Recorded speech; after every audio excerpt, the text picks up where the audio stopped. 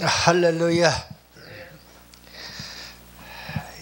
오늘 하나님 허락하신 생명의 말씀 봅니다. 사사기 3장 15절로 23절 말씀입니다. 구약성경 사사기 3장 15절로 23절 말씀 봉독해 올릴 때에 살아서 역사하시는 주님의 음성을 들을 수 있기 바랍니다. 아멘. 이스라엘 자손이 여호와께 부르짖음에 여호와께서 그들을 위하여 한 구원자를 세우셨으니 그는 곧 베냐민 사람 게라의 아들 왼손잡이 에웃이라.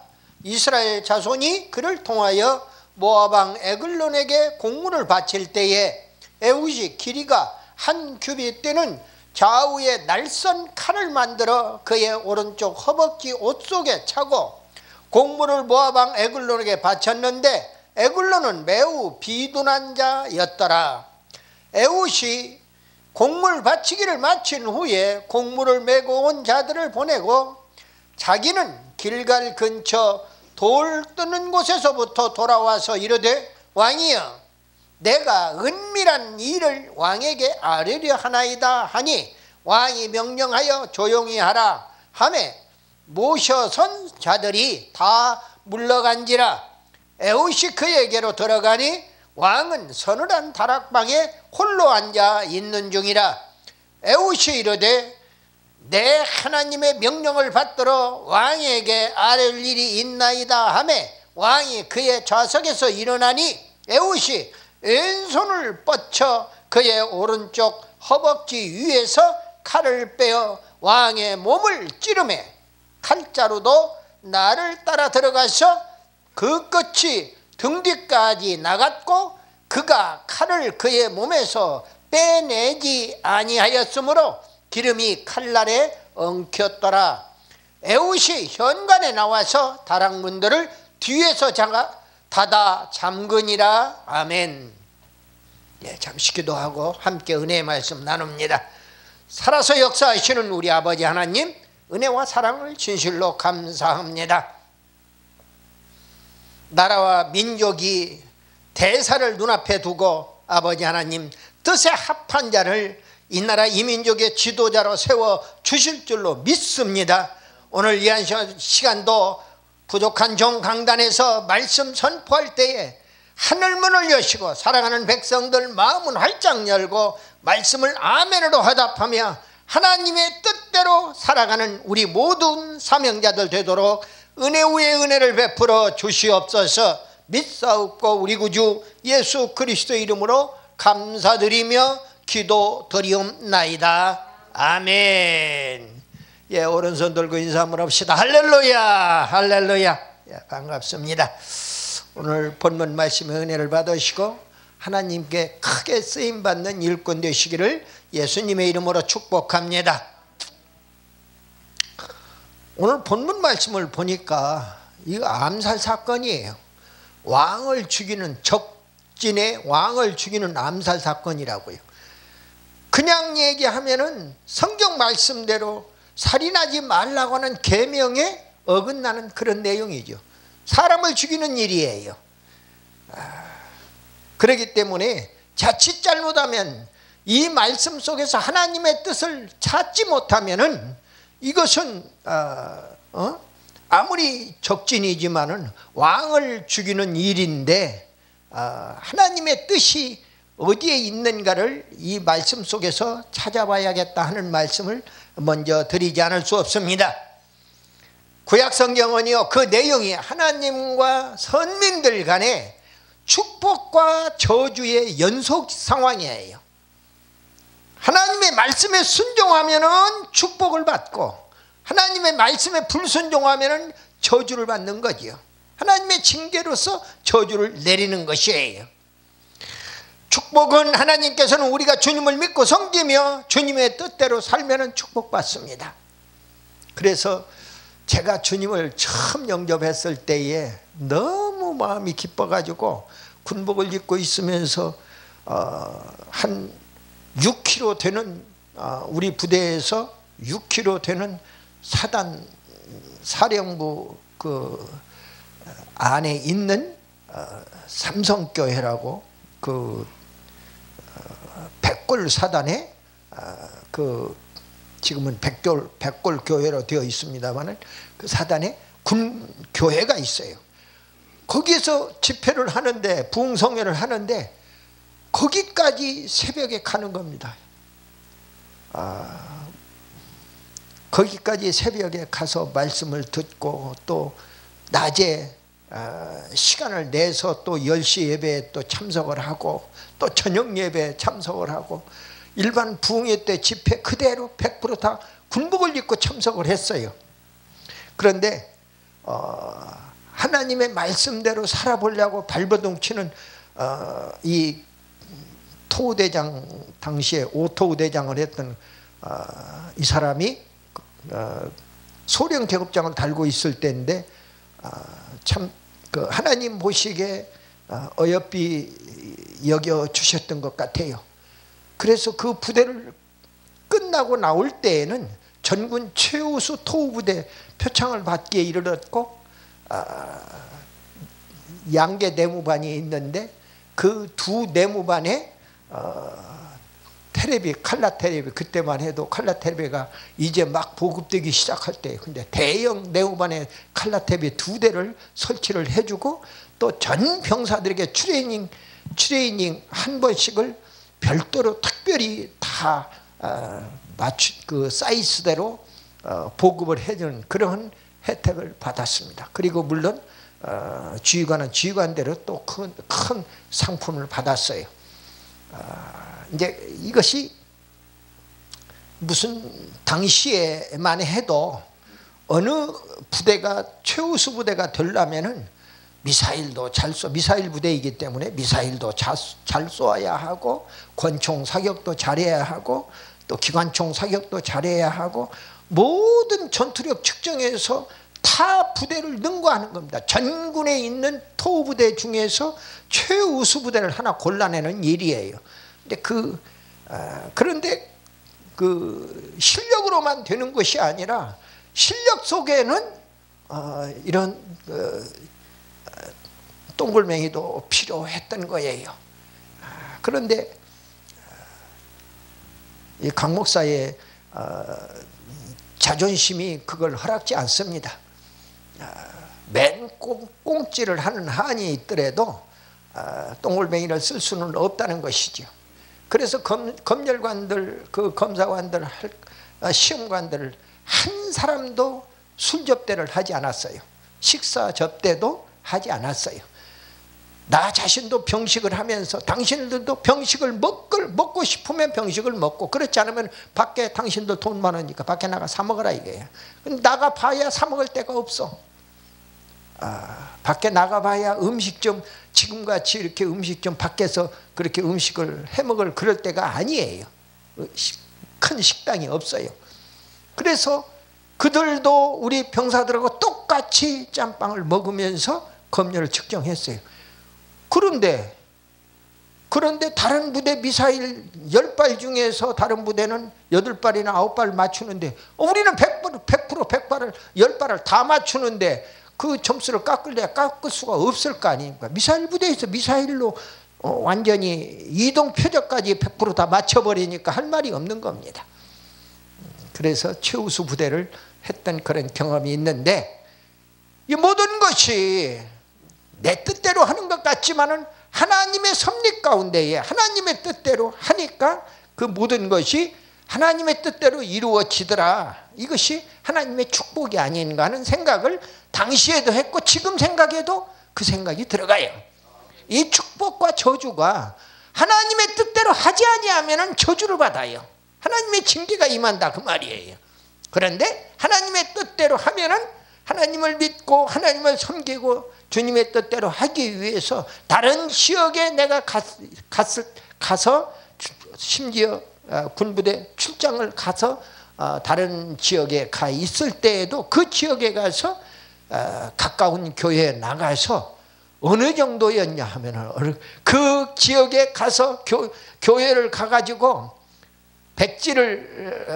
백지에다가 담임 목사님의 서명을 받아가지고 우리 담임 목사님한테 갖다 드릴 정도로 철두철미하게 성수주의를 하려고 애를 썼어요. 그러니까 담임 목사님 연말에 가서 그 수지로 만든 그 패를 만들어 가지고, 여러분 우리 요즘에 목사 임직 패니 무슨 만수 패니 또는 뭐 권사 장로 패를 만들어 줄 때에 그런 수지 패로 만들어 준단 말이에요. 물론 그 임명장도 주지만은 임명장 말고도 그런 패를 기념하기 위해서 패로 만들어 주는 겁니다. 근데 거기에다 사진까지 넣어 가지고 그 패를 만들어, 지금도 그 패가 집에 보관되어 있어요. 참 모든 것이 하나님의 은혜이고 축복이로구나 하는 생각을 해보게 됩니다. 하나님께서는 우리가 우상 숭배하거나 악을 행하면 징계로 저주하신다 하는 이야기입니다. 성경에서 에웃이라고 하는 사람은 두 사람이 있습니다. 베냐민의 증손자이고 여디아엘의 손자이며 빌한의 아들인 에훗이 역대상 7장에 등장합니다. 그리고 베냐민 지파 소속이고 게라의 아들이고 오늘 왼손잡이로서 사사 중에서 지난번에 온니엘 초대 사사에 이어서 이번에는 두 번째 사사인 에훗이 등장합니다. 오늘 본문은 이스라엘의 최초 사사 온니엘이 죽은 후에 하나님의 목전에서 우상숭배 악을 범하는 거예요. 우상숭배하면 100% 하나님이 징계를 때립니다. 100% 때려요. 하나님이 진노했어요. 모압의 그 에글론 왕에게 이스라엘을 팔아버린 거예요. 그래서 18년 동안이나 징계로 저주하시는 모습을 보게 됩니다. 또 18년 동안이나 그 적진의 그 에글론 모압의 왕에게 시달림을 받으니까 하나님 죽겠어요 살려주세요 하고 또 부르짖어 기도하는 거야. 하나님은 또 부르짖어 기도하니까 그것도 응답해 주시는 거예요. 하나님 참 좋으신 하나님이야. 나 같으면, 내가 만일에 그런 입장에 있으면, 야 이 못된 놈들아, 너희들이 우상숭배 하니까 내가 거기다가 붙여준 거 아니야. 가서 그놈도 심부름하고 뒷닦아리 다 할 수 있도록 노예 생활을 시킨 거 아니야 했을 겁니다. 우리가 생각을 해보면 6.25 사변, 일제 36년 이거 다 나름대로 그때 시대적인 상황이 있지만은 중요한 것은 우리 민족이 그때 당시에 어떤 정신을 가지고 하나님 섬기지 아니하고 우상을 섬겼는가를 먼저 생각하면 해답이 가장 빠르게 나온다 그 말이에요. 지금도 마찬가지예요. 무엇 때문에 우리가 이렇게 얻어 터지고 있는가? 대한민국 왜 이렇게 얻어 터지고 있는가? 물론 뭐 전 세계가 코로나 전국이라고 이야기를 합니다만은, 그렇습니다만은 코로나가 지금 감기보다도 못하다고 이미 정부에서 발표를 해버렸잖아요. 이제 하나씩 둘씩 풀어내고 있습니다. 참 우리 아들도 백신을 맞고 내가 어디를 갔다 오니까 쭉 뻗어져 가지고 그러고 있어요. 근데 그걸 보면서 참 니에비는 하나님이 보호하사 백신을 못 맞게 하고, 너희들은 그래도 뭐 하겠다고 정부에서 시키는 대로 백신을 맞으니까 안 죽은 것이 다행이다. 말도 못하고 혼자 속으로만 끙끙 앓았어요. 안타까워요. 목사님도 희생된 목사님이 있고 목사님의 자녀들도 희생된 자녀들이 있단 말입니다. 그런 이야기를 들을 때 뭐 괜찮겠죠 하면서 뭐 허리가 아픈, 아니 젊은 녀석이 왜 제비도 안 아픈 허리가 져야 아파, 허리가 아프다고 하면서 나보고 아버님 허리 이렇게 띠 같은 거 두른 거 있으면 좀 갖다 달라는. 참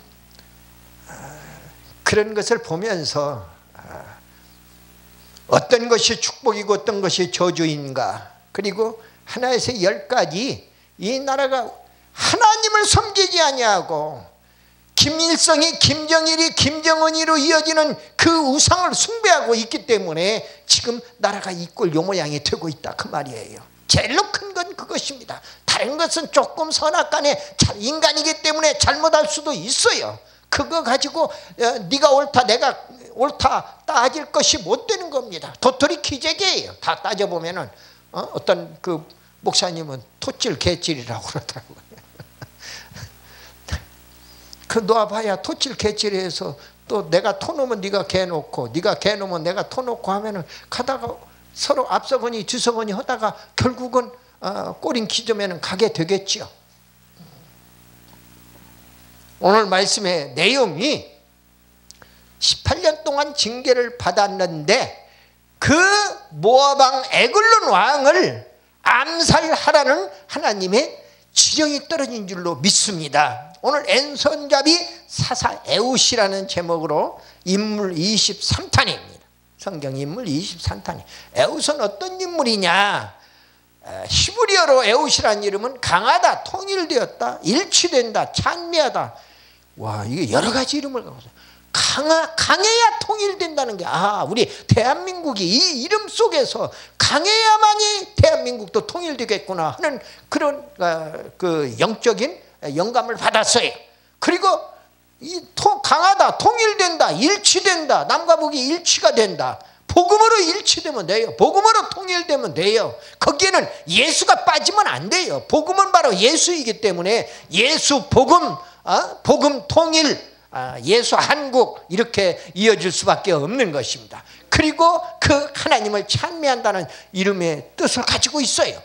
오늘 2대 사사 에웃이 누구냐? 15절에 보니까 베냐민 지파 게라의 아들이다.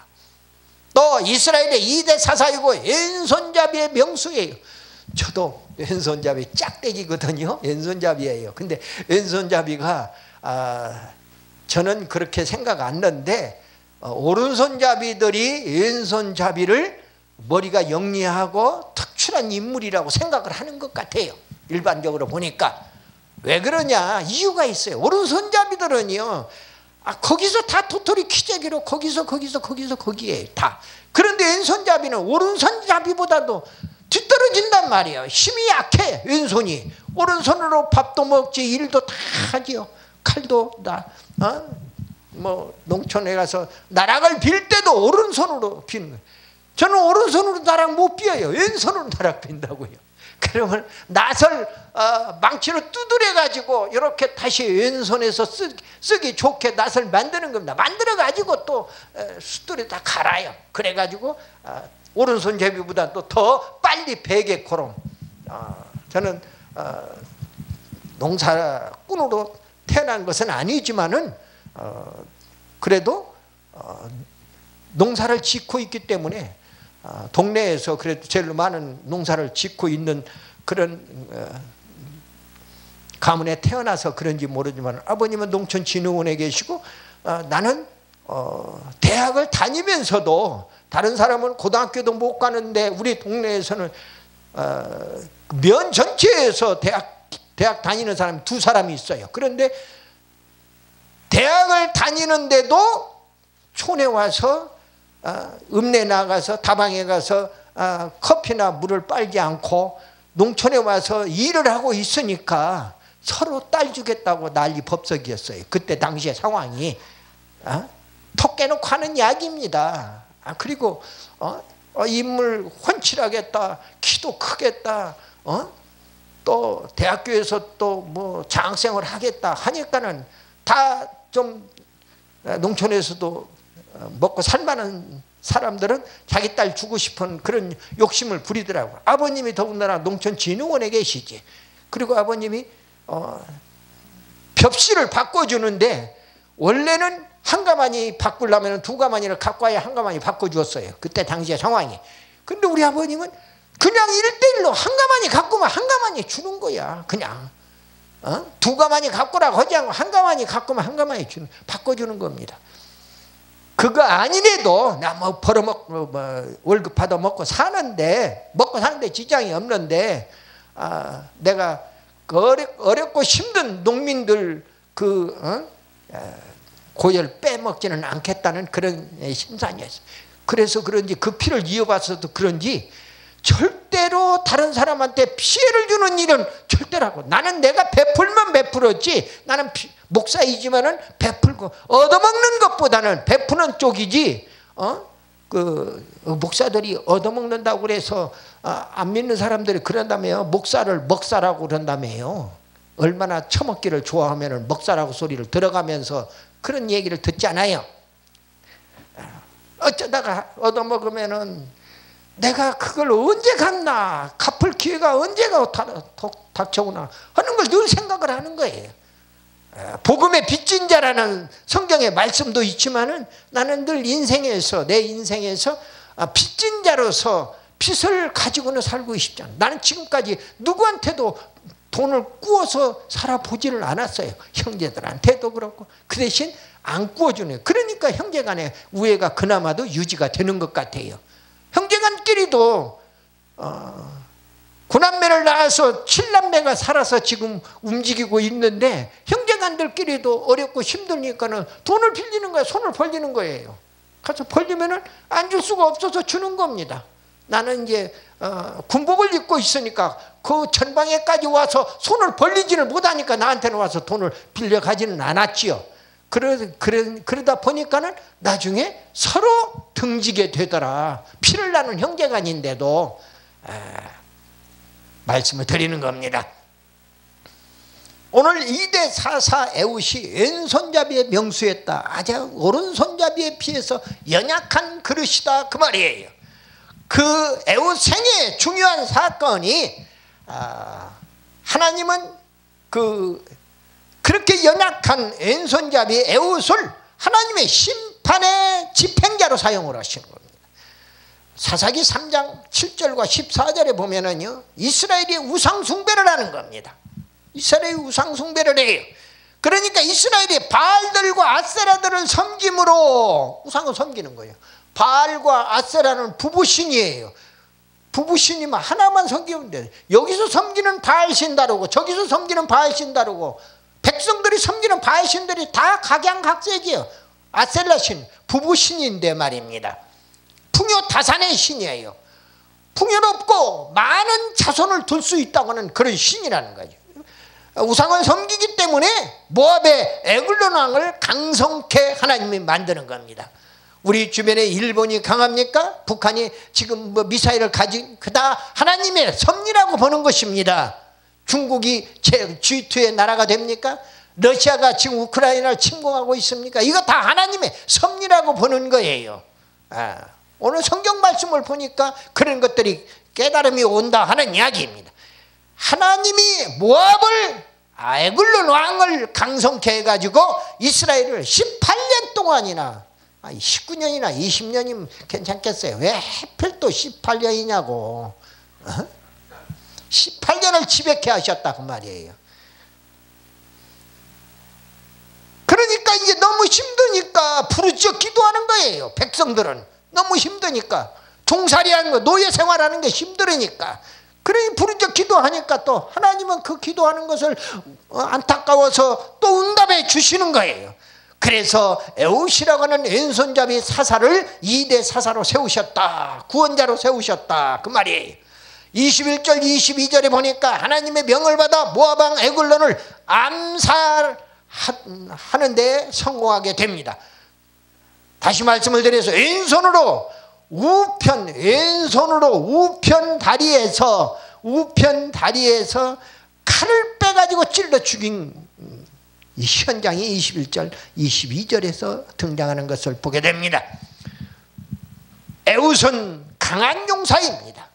하나님의 심판의 집행자일 뿐만 아니라 강한 용사였다. 에웃은 에브라임 산지에서 군대를 소집합니다. 그리고 진두지휘합니다. 승리를 확신했어요. 사사기 3장 28절에 보니까 나를 따르라. 여호와께서 너희의 원수들 모압 사람을 너희 손에 넘겨주셨느니라 그랬어요. 원수가 바로 대적입니다. 넘겨준다는 말이 개혁성경에서는 붙이셨다 그래요. 너희 손에 붙였다 이거예요. 대적 모압 사람들을 너희 손에 붙였다 그 말이에요. 80년간 태평성대를 이루고 이룹니다. 사사기 3장 30절에 그날에 모압이 이스라엘 수하에 굴복하며 모압이 항복을 한 거예요. 이스라엘에게. 그 땅이 80년 동안 평온하였더라. 80년 동안이나 태평성대를 구가는 것을 봅니다. 오늘 에웃을 통해서 하나님이 주시고자 하는 교훈이 있어요. 하나님은 출신 성분 상관없이 일꾼으로 들어 쓰신다.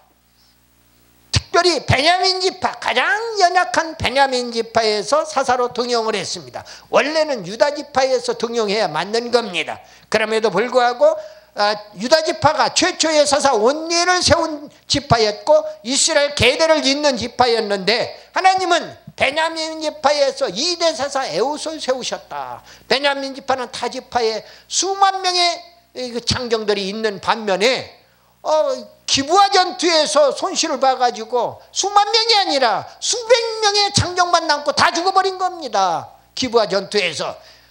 더군다나 12지파 중에서 가장 연약한 막내 지파예요. 하나님은 가장 연약한 막내 지파를 들어 사용하셨다 그 말이에요. 약한 자를 들어서 강하게 하시는 하나님, 당신의 오른손으로 오른팔로 쓰시는 하나님이셔요. 그걸 우리에게 교훈해 준다 그 말이에요. 나사렛 예수의 메시아 사건을 연상시킵니다. 요한복음 1장 46절에 보니까 나다나엘이 빌립이 전도하니까 나다나엘이 이르되 나사렛에서 무슨 선한 것이 날 수 있느냐. 빌립이 이르되 와서 보라 하니라. 와보라는 거예요. 진짜 하나님의 독생자가 있다 하는 이야기죠. 마태복음 13장 55절에 예수님이 나사렛에서 복음을 증거하실 때에도 이는 그 목수의 아들이 아니냐, 그 어머니는 마리아, 그 형제들은 야고보, 요셉, 시몬, 유다라 하지 않느냐, 이 말씀들을 연상시킨다 그 말이에요. 아주 연약한 데서 강하게 들어쓰시는 모습을 볼 수 있는 겁니다. 그리고 출신 성분 무관하게 일꾼도로 사용하심을 교훈하고 있다 그 말입니다. 하나님은 위대한 역사의 종들을 세우실 때에 가문이나 출신이나, 예를 들면 우리로 식으로 얘기하면 혈연이고 지연이고 학연이고 다 물리친 겁니다. 대통령 선거를 놓고 뭐 혈연을 따지고 지연을 따지고 또 학연을 따지고 난리 법석이에요. 하나님이 쓰시고자 하기 때문에 일꾼으로 사용하실 뿐이에요. 여러분들과 제가 죽어도 하나님의 일꾼 되지 않겠다고, 죽어도 하나님의 사명자 되지 않겠다고 도망가고 또 도망가면은 하나님의 낚싯바늘에 코가 끼어서 하나님의 끌어당기면은 코피가 터지면서 질질 끌려갈 수밖에 없는 게 우리네 인생이다 그 말이에요. 하나님은 약한 자들을 강하게 들어 사용하시는 것을 봅니다. 왼손잡이라고 하는 교훈이요, 왼손은 오른손에 비해서 경험이 없고 연약해요. 그래서 그런데 고대 왼손잡이들은요 영웅적인 특징을 가지고 전투적인 의미를 가지고 있어요. 왼손잡이라고 하는 게 사사기 20장 16절에 보면은요, 이 모든 백성 중에서 택한 700명은 왼손잡이라. 700명이 왼손잡이를 택했다는 거예요. 물매로 돌을 던지면 조금도 틀림이 없던 자들이다. 물맷돌을 던지면 백발백중 다 맞춘다는 거예요. 700명의 선택한 왼손잡이들이 100% 물맷돌로 맞추더라 하는 이야기입니다. 하나님의 다윗을 선택했습니다. 다윗은 이스라엘 왕의 계승자예요. 이세의 막내 아들이에요. 그 다윗을 들었으시냐. 막내는 연약한 겁니다. 사무엘상 16장에 왼손잡이 에웃을 선택한 것은 하나님은 연약한 왼손을 강하게 하여 하나님의 오른손으로 쓰시고자 에웃을 선택했다 그 말입니다. 에웃이라고 하는 인물은 사전 준비가 철저합니다. 보안에 철저합니다. 기회 포착의 명수입니다. 사전 준비는요, 에웃은 대적 모압왕 에글론을 죽이고자 사전에 한규빗은 이 팔목까지의 그 길이에요. 45.6cm. 한규빗 길이의 좌우의 날선 칼을 준비했어요. 사전에 준비한 겁니다. 에웃의 보안은 철저했어요. 아무도 모르게 우편다리 옷 속에다 단도를 숨겨서 찼어요. 에웃은 기회 포착을 했습니다. 더군다나 에글론 왕이, 모압 왕이 둔한 사람이에요. 둔한 사람들, 몸이 뚱뚱해서 둔하든 뭐 행동이 둔하든 운동신경이 무뎌서 둔하든 하여튼 둔한 사람이에요. 그런데 내가 은밀한 일을 왕에게 고하리 하나이다. 왕의 신하들은 다 물리치고 나서 비둔한 왕을 살해하는 기회를 포착했다, 그 말이에요. 말씀을 마무리합니다. 결론적으로 사명자에게 교훈합니다. 하나님은 일을 맡기실 때 길을 열어 형통케 하십니다. 길을 열어서 형통케 하셔요. 그리고 그 일이 정말로 어떤 객관적으로 놓고 보면은 살인을 하는 일이기 때문에 올바른 일이 아니에요. 그럼에도 불구하고 하나님의 뜻을 이루는 일이었더라 하는 이야기입니다. 에봇은 적국의 궁궐에서 왕을 살해하는 엄청난 일을 혼자서 행하고 도망칠 수 있었던 까닭은 건 무엇이냐? 그것은 사명을 감당케 하신 하나님께서 형통케 인도하셨기 때문에 그렇다, 그 말입니다. 하나님의 뜻은 왼손잡이 에봇을 부르시고 모압 왕 에곤을 죽이게 하신 것이 오늘 주님의 뜻이었다, 그 말입니다. 우리도 에봇처럼 출신과 환경이 나빠도 최선의 지혜로 하나님의 인도를 받아서 맡겨진 사명 감당하는 우리 모두 다 되시기를 예수 그리스도의 이름으로 축원합니다. 아멘.